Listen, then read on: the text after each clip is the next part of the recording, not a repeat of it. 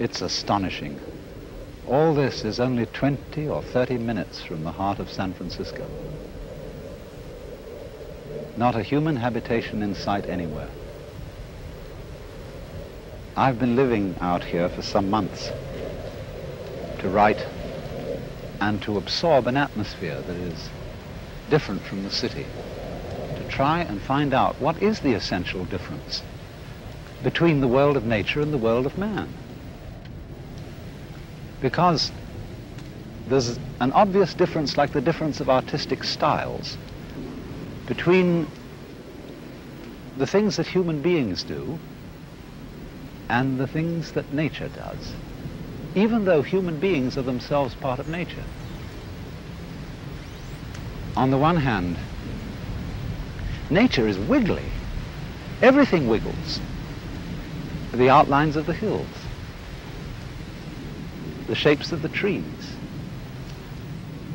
the way the wind brushes the grass, the clouds, the tracks of streams. It all wiggles.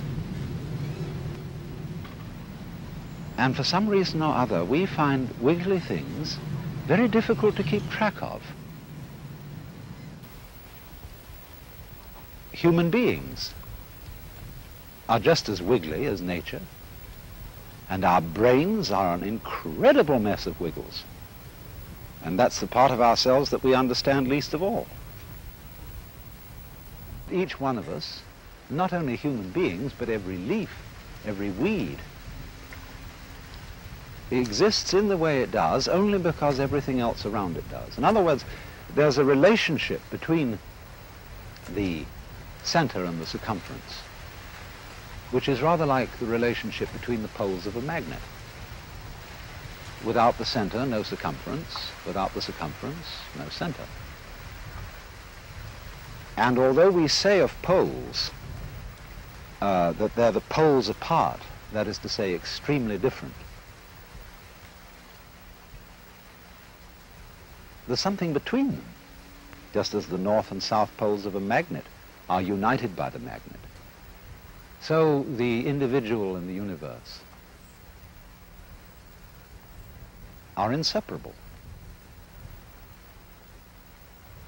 But the curious thing is that while that's rather easy to see in theory, very few people are aware of it in an important, strong way, like one is aware of blue in blue sky or of the heat in fire. It's more of an idea than it is of a realization.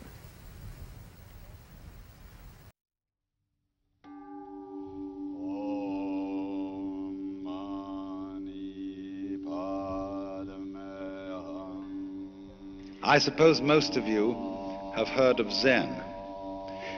But before going on to explain any details about it, I want to make one thing absolutely clear. I am not a Zen Buddhist. I am not advocating Zen Buddhism. I'm not trying to convert anyone to it. I have nothing to sell. I'm an entertainer. That is to say, in the same sense that when you go to a concert and you listen to someone play Mozart, he has nothing to sell except the sound of the music. He doesn't want to convert you to anything. He doesn't want you to join an organization in favor of Mozart's music as opposed to, say, Beethoven's. And I approach you in the same spirit as a musician with his piano or a violinist with his violin.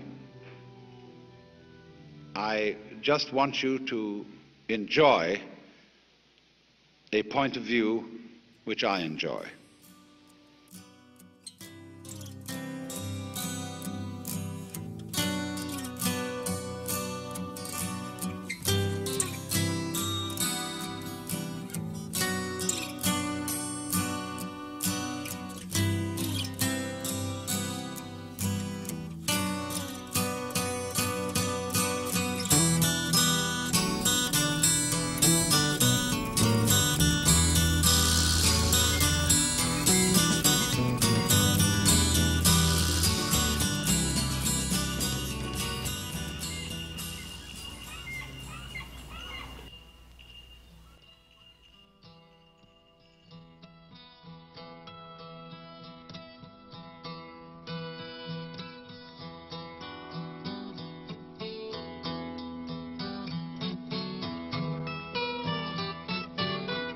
appelé Vallejo.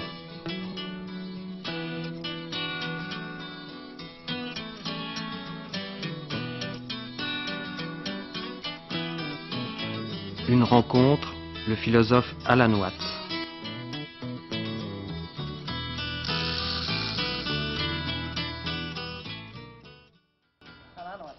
Alan Watts, comment peut-on vous définir? How do you bite your own teeth? Really, I don't know who I Je am. ne sais vraiment pas qui je suis. Because Je pense que I chacun do d'entre nous feel représente that every one of us, fondamentalement basically, l'énergie de the tout energy of the l'univers. whole universe. We had a false sense of our own identity. That we experienced ourselves.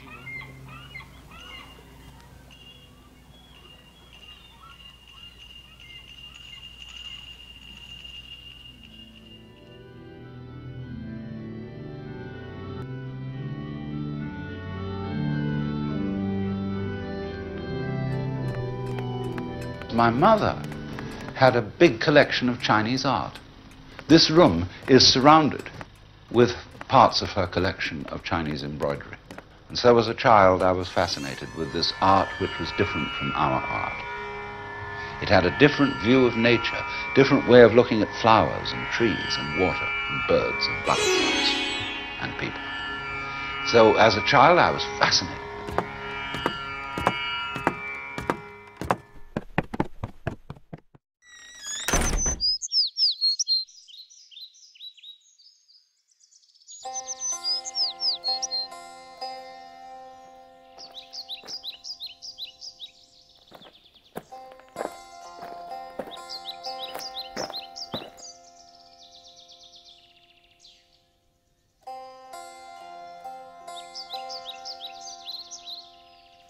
Now, it so came about that when I was about 10 to 11 years old, I began to read thriller or mystery stories written by such people as Edgar Wallace and Sax Rohmer about sinister Chinese villains.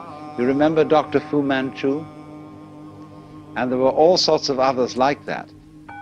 Strange, exotic figures who kept knives in their sleeves, who had ivory boxes full of the strangest poisons, but at the same time who had a kind of urbanity. And whereas other children at that time of life wanted, when they grew up, to become engineers driving trains, or sports car champions, or whatever it was, I wanted to become a Chinese villain. And so, just as every child at that time of life decorates their room with the things they're interested in, I became fascinated with the forms and the feeling of Chinese and Japanese art. And I still can't quite explain what it is, but it caught me.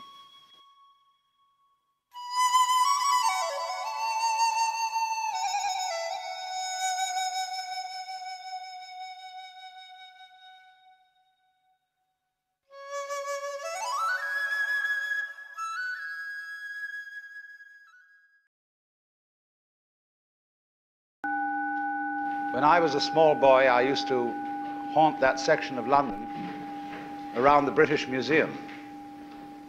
And one day I came across a shop which had a notice over the window which said philosophical instruments. Even as a boy, I knew something about philosophy, but I couldn't imagine what philosophical instruments could be. So I went up to the window, and there displayed were chronometers, slide rules, scales, and all kinds of what we would now call scientific instruments, because science used to be called natural philosophy. Because, as Aristotle says, the beginning of philosophy is wonder. Philosophy is man's expression of curiosity about everything, his attempt to make sense of the world primarily through his intellect. That is to say, his faculty for thinking.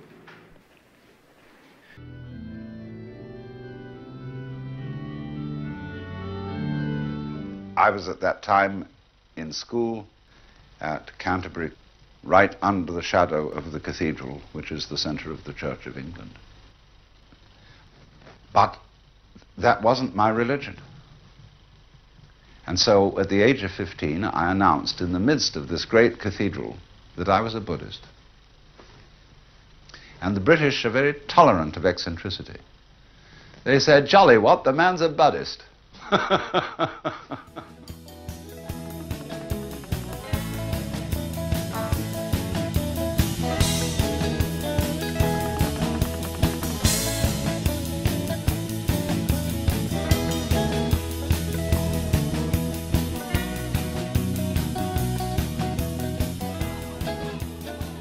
Of course, subsequently, in the light of Buddhism, in the light of Hinduism, I restudied Christianity and found it wasn't at all the sort of thing that had been presented to me as a boy. I found that out later, and so for a while became an Anglican priest. But in those days, being an Anglican priest somehow was not my proper role. So I just had to decide to go it alone and do my own thing.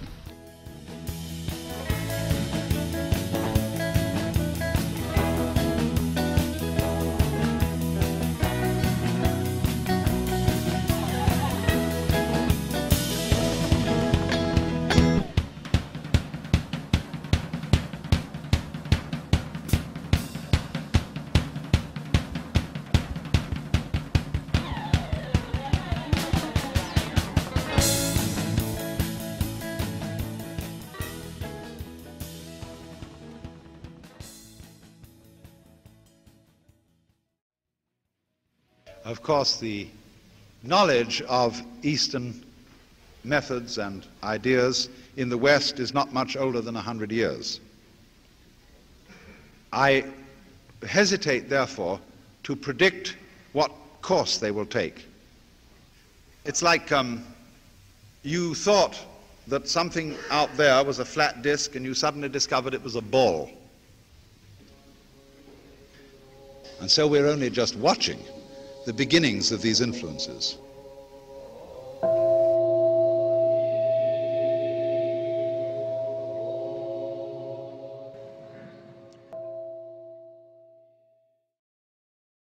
I should perhaps say how my interest in calligraphy started. There was a well-known Japanese painter called Saburo Hasegawa, who had been in New York. He'd been a great friend of Franz Klein, and he was scheduled to talk at the Asian Academy. And Alan Watts, who was then the dean, telephoned to me and said, "A Japanese painter's arriving and he's going to stay for a week, and would I look after him?" And the next day I met Hasegawa and I took him for a walk in Muir Woods. And we walked for 2 hours. He didn't say anything. I didn't say anything. When we came back, I said, "Would you like to go and have some lunch in my house, or would you like to go to my studio?" And Hasegawa said, "I'd like to go to your studio," which was on board a ferry boat, on board a ferry boat at that time. So when we got on board, he looked around, looked at the floor and everything, and he indicated that he would like to do some calligraphy. And he started clearing the junk away and prepared a beautiful little place. And then he made a few characters. He made the character for Infinity. And we had a wonderful session. He wrote the Japanese alphabet, and it was a memorable occasion. And we had tea. And he had a little 3/4 size tea ceremony kit, which was called a mountain water tea ceremony kit, one to take on picnics. Mountain water, I believe, means landscape.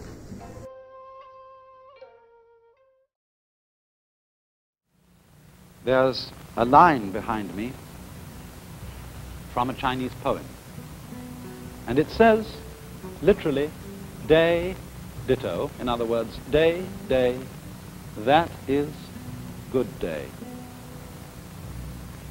Every day is a good day. And it comes as the last line of this poem. In spring, hundreds of flowers. In summer, refreshing breeze. In autumn, the moon. Free your mind from idle thoughts, and for you, every season is a good season, or every day is a good day. And idle thoughts mean illusory thoughts, thoughts of pursuing a future, thoughts of making one's happiness depend on something which isn't here at all.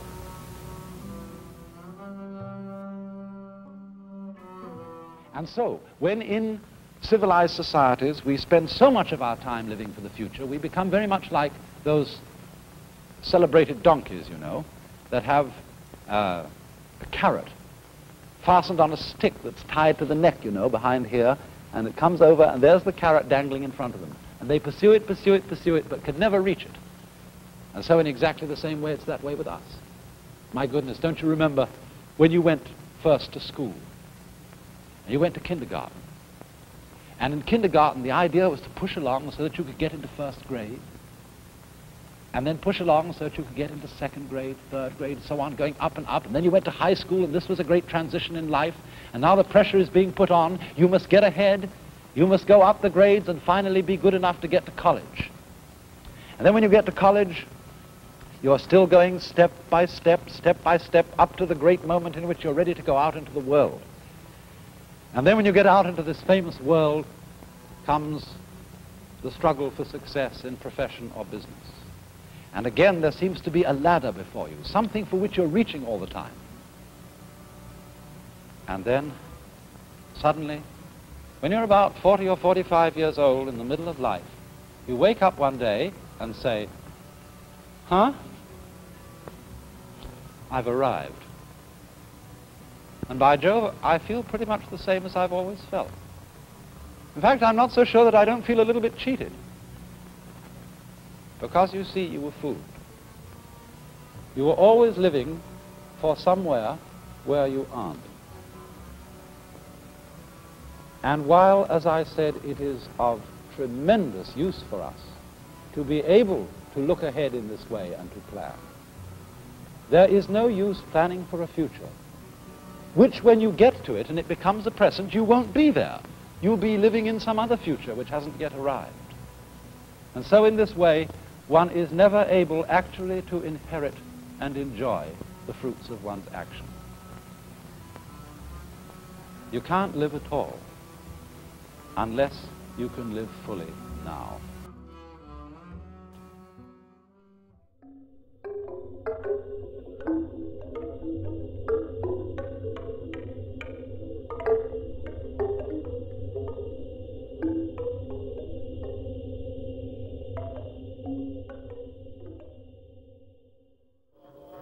This is Japan, a country in which man and nature have learned to grow together in harmony, where houses don't stand out like sore thumbs, where the land is loved and carefully farmed,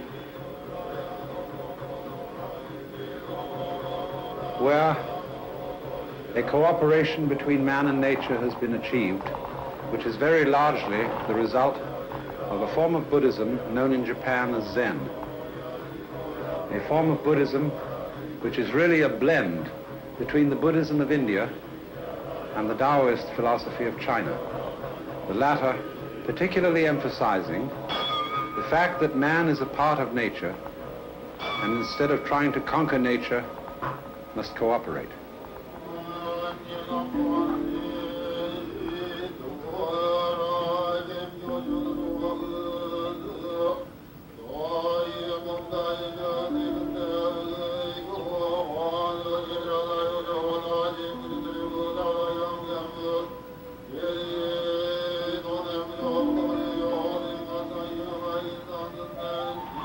It is absolutely fundamental in Buddhism to allow oneself to flow with the stream of life. Really, there's no way of preventing it. And trying to prevent it is like trying to swim against an overwhelmingly powerful current. That way one drowns. But by flowing with it, one ceases to waste energy resisting it, and all that energy is available as new energy for creative work in art and life.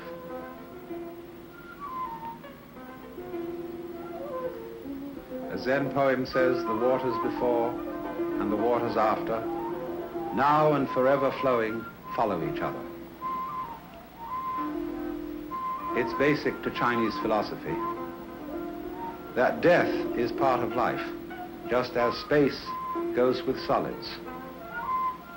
To resist death, to resist change, to resist transience is to resist life itself.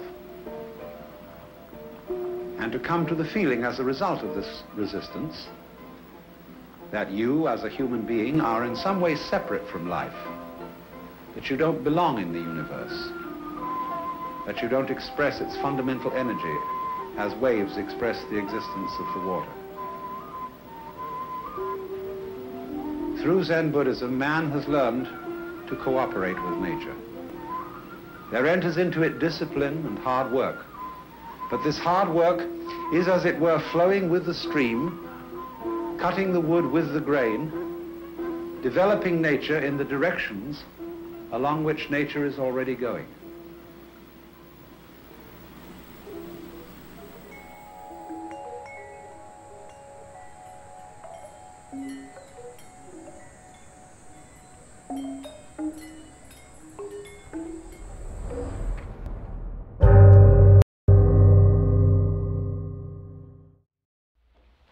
When I use the word mysticism, I'm referring to a kind of experience, a kind of, shall we say, state of consciousness, which seems to be as prevalent among human beings as measles.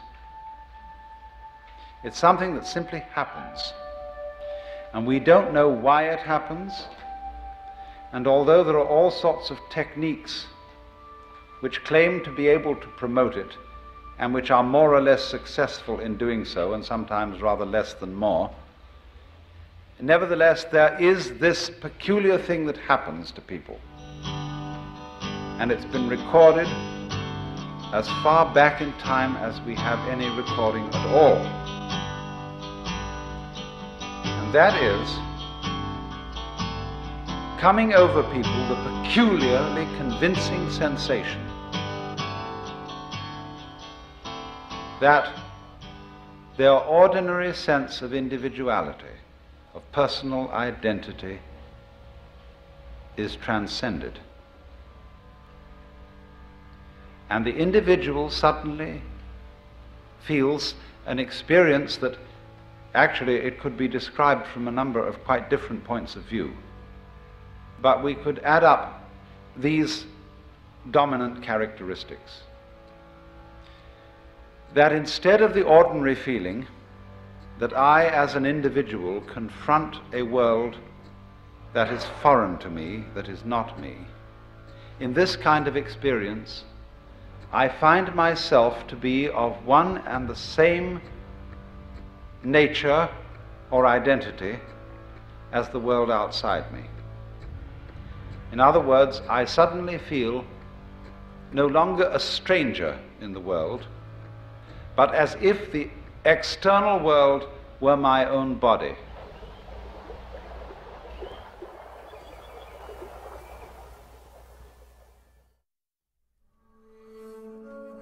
Now, of course, everything is fundamentally in harmony with the Tao.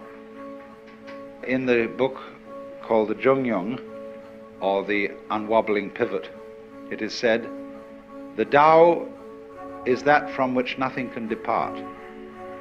That from which things can depart is not the Tao. Fundamentally, you see, you can't get away from it. It's a situation in which we are all floating in a tremendous river, and the river carries you along. Now, some of the people in the river are swimming against it, but they're still being carried along. Others have learned that the art of the thing is to swim with it, and they're carried along too, but they know it.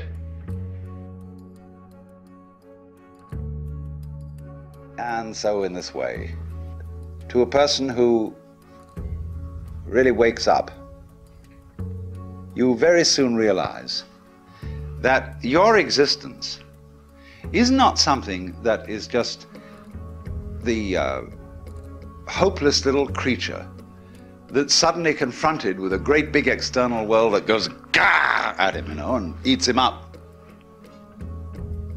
Every tiniest little thing that comes into being, every minute little fruit fly or gnat or bacterium,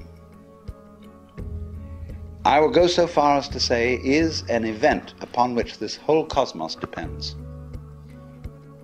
This universe consists of an arrangement of pattern in which every event is essential to the whole thing. Now, we screen that idea out of our consciousness in exactly the same way that we screen out the perception of space as an important reality. Just as we pay attention to the figure and ignore the background, so we see one way of looking at things, mainly that the organism is very frail against the environment. It lasts a long time, the environment, but the organism only lasts a short time. And yet there is the environment just as the same way as there is the face in the newspaper photograph behind all those little dots. When you get far enough away from it, you see the face. When you get far enough away from all the organisms and the little bits of things, you see the environment.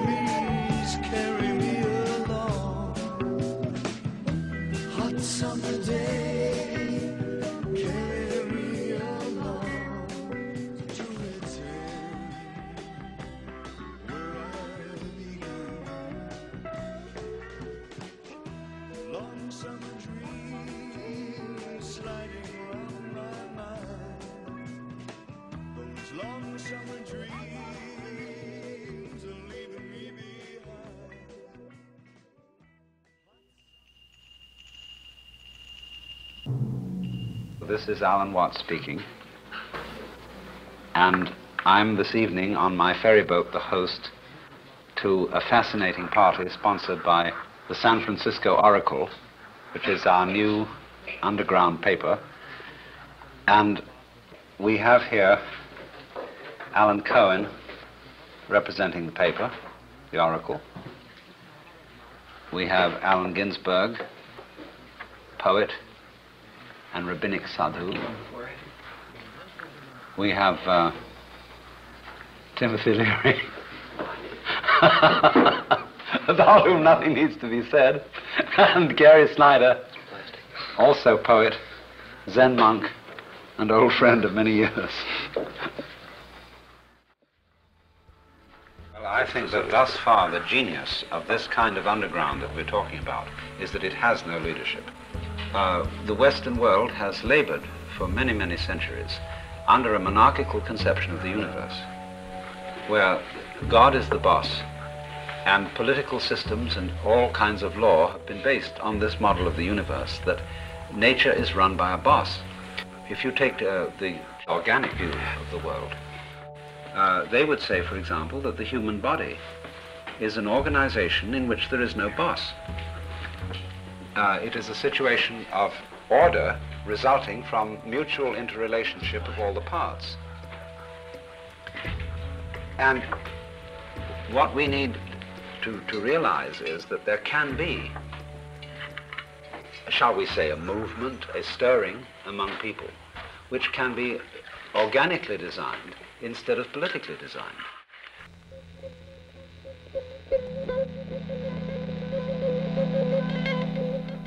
Do you remember the Great Depression when one day everybody was doing business and things were going along pretty well, and the next day there were bread lines?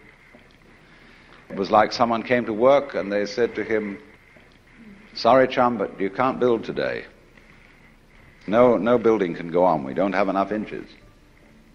He said, "What do you mean we don't have enough inches? We got wood, haven't we? We got metal, we even got tape measures." He said, "Yeah, but you don't understand the business world. We just haven't got enough inches, just plain inches. We've used too much of them." And that's exactly what happened when we had the Depression. Because money is something of the same order of reality as inches, grams, meters, pounds, or lines of latitude and longitude. It is an abstraction. It is a method of bookkeeping to obviate the cumbersome procedures of barter. But our culture is entirely hung up on the notion that money has an independent reality of its own. And this is a very striking, concrete example of what I'm going to talk about, of the way we are bamboozled by our thoughts, which are symbols, and what we can do to become unbamboozled. Another example of this fantastic confusion is that not so long ago, the Congress voted a law imposing stern penalties upon anyone who should presume to burn the American flag. And they put this law through with a great deal of patriotic oratory and quoting of poems and so on about Old Glory, ignoring the fact entirely that these same congressmen, by acts of commission or omission, are burning up that for which the flag stands. They are allowing the utter pollution of our waters, of our atmosphere, the devastation of our forests. But you see, they don't notice the difference between the flag and the country. Or as Korzybski pointed out, the difference between the map and the territory. Compare a physical globe and a political globe. The physical globe is a pretty thing with all kinds of green and brown, wiggly patterns on it. The political globe, on the other hand, has still got the wiggly outlines of the land, but they are all crossed over with colored patches, many of which have completely straight edges. A lot of the boundary between the United States and Canada, once you get west of the Great Lakes, is simply a straight line. It is absolutely a violation of the surface of the territory. And look at the fair city of San Francisco. It's a lovely place, but they planted on the hills of San Francisco a city pattern that was appropriate for the plains of Kansas, a gridiron. And so you get streets that go straight up and that are extremely dangerous, where they should have followed the contours of the hills. And so we put ourselves in boxes. Everything is put in boxes. But actually, everything else in nature doesn't go that way. As, for example, the snail doesn't put itself in a box. The crab doesn't put itself in a box. It has these fascinating, gorgeous objects. What is, for example, more beautiful than a conch shell or a lovely scallop shell? Well, these are gorgeous things. We could make the most delicious shells out of concrete or plastics. They could be very beautiful. And we could distribute ourselves over the landscape like shellfish along the seashore. But instead we have to live in boxes. And there's nothing, you can't fight it, it's the system. So, you know, then you have to, you begin to build your furniture and chairs, everything, accordingly to these shapes, because they're easy to store away in a place that is a box in the first place.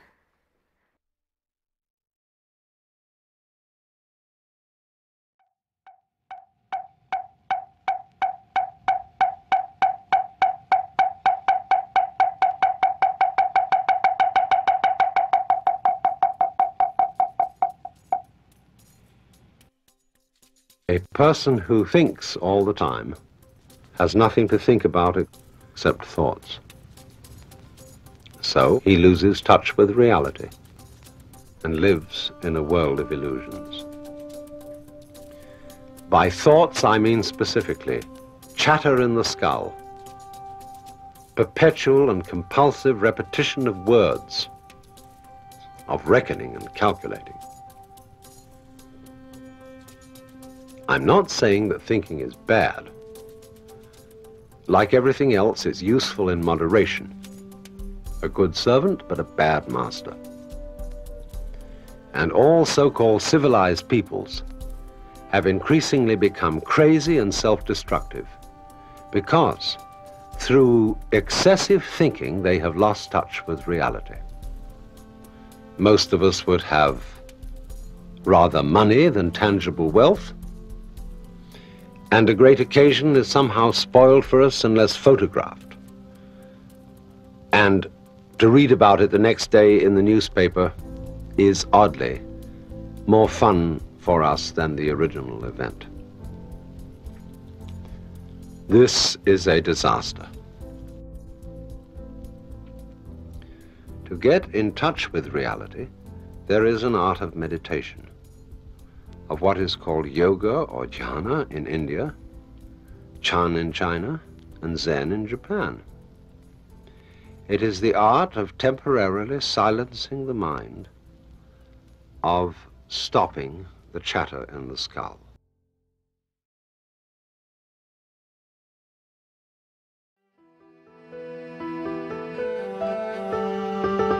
Our minds have to be silent some of the time if we are really to have anything to think about except thoughts.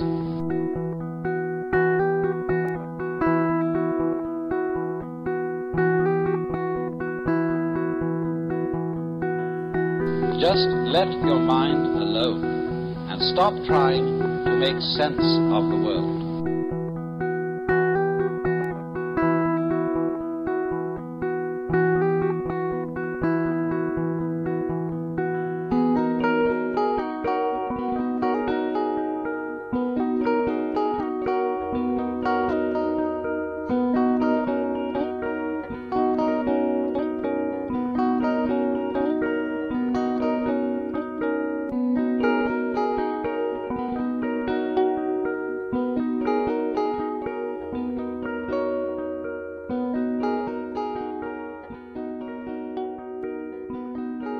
If you were in a flying saucer from Mars or somewhere and you try and make out what was living on this world, you would see these great ganglia with tentacles going out all over the place. And early in the morning, you see little blobs of luminous particles going into the middle of them, see? And then in the late afternoon or early evening, it would spit them all out again. And they say, well, this thing breathes. And it does it in a special rhythm. It goes in and out, in and out, in and out once every 24 hours. But then it rests a day and doesn't spit so much. It spits in a different way.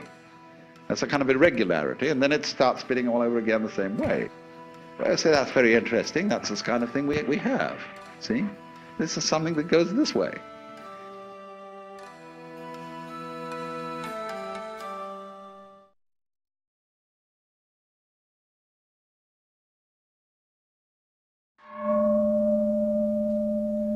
Welcome to my home.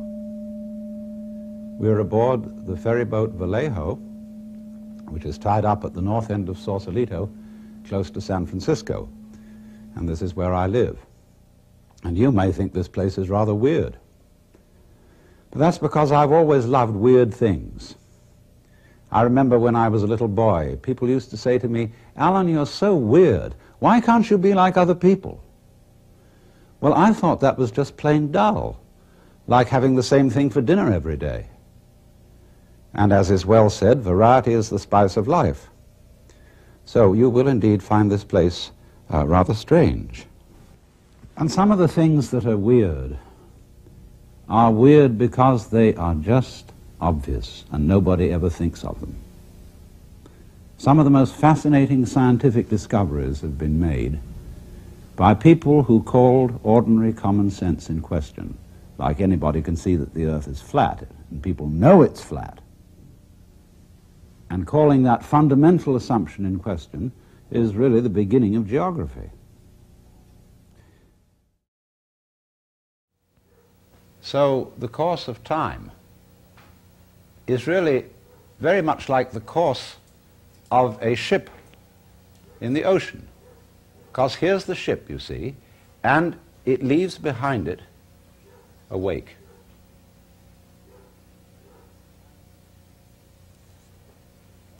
And the wake fades out. And that tells us where the ship has been, in just the same way as the past and our memory of the past tells us what we have done. But as we go back into the past, and we go back and back to prehistory, and we use all kinds of instruments and scientific methods for detecting what happened, we eventually reach a point where all record of the past fades away in just the same way as the wake of the ship. Now, the important thing to remember in this illustration is that the wake doesn't drive the ship any more than the tail wags the dog. So therefore, in this way, you experience, if you experience this, a curious liberation from what the Hindus and the Buddhists call karma. The word karma in Sanskrit actually means doing, action.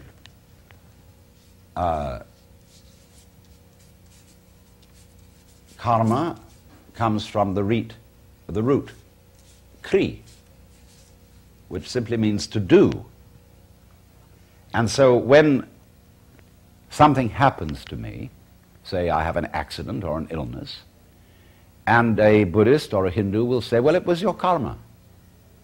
In other words, the implication is you had done something wrong in the past as a result of which you reap this unfortunate consequence in a later time.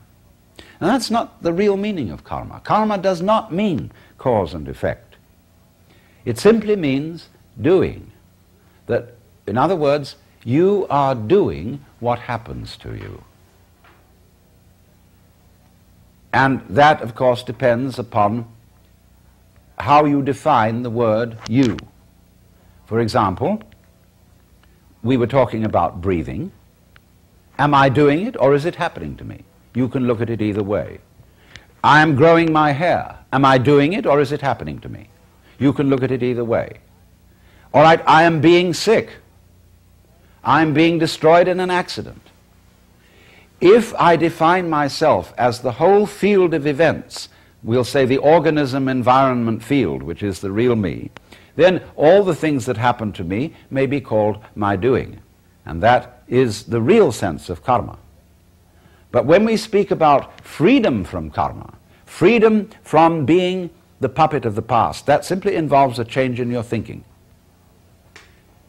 It involves, in other words, you're getting rid of the habit of thought whereby you define yourself as the result of what has gone before, and instead get into the more plausible and more reasonable habit of thought, in terms of which you don't define yourself in terms of what you've done before, but in terms of what you're doing now.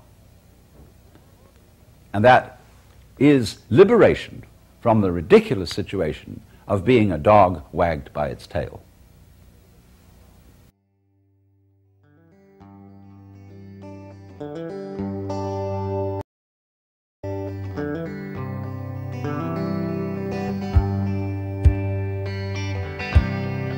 Well, I'm taking some time with my quiet friend. Well, I'm taking some time on my own. Well, I'm making some plans for my getaway. There'll be blue sky shining way up above. Well, I'm cloud-headed. Well, I'm cloud-headed. Well,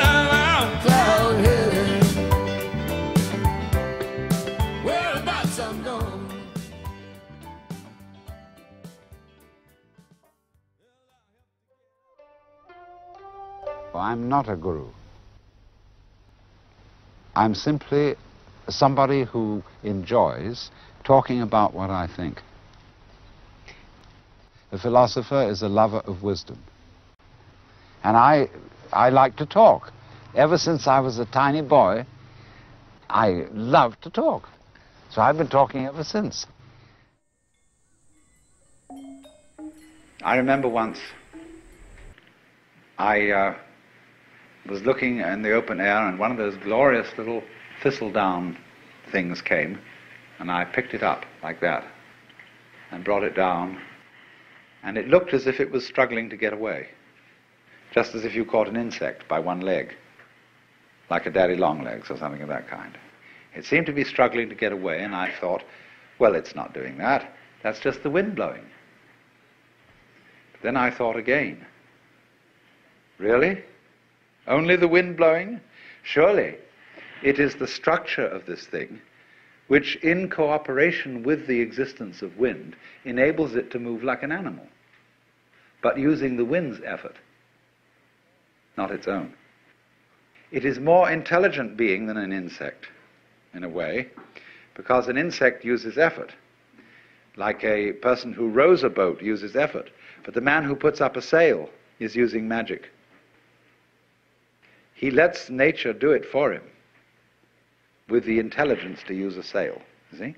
Now that is the most highly skillful art of all. That is Taoism in perfection, the art of sailing. Very intelligent.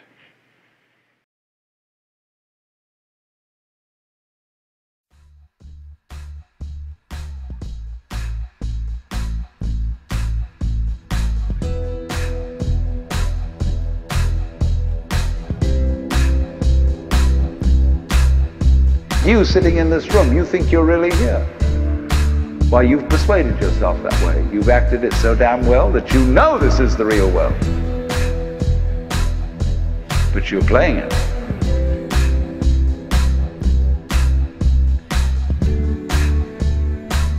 We haven't realized that life and death, black and white, good and evil, being and non-being,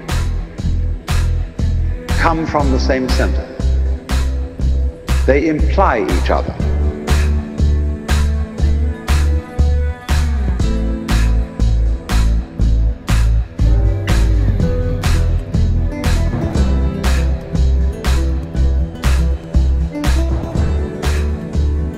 Let's suppose that you were able every night to dream any dream you wanted to dream. And that you could, for example, have the power within one night to dream 75 years of time. And you would naturally, as you began on this adventure of dreams, you would fulfill all your wishes. You would have every kind of pleasure you could conceive. And after several nights of 75 years of total pleasure each, you would say, now let's have a surprise. Let's have a dream which isn't under control. You would get more and more adventurous, and you would make further and further out gambles as to what you would dream. And finally, you would dream where you are now.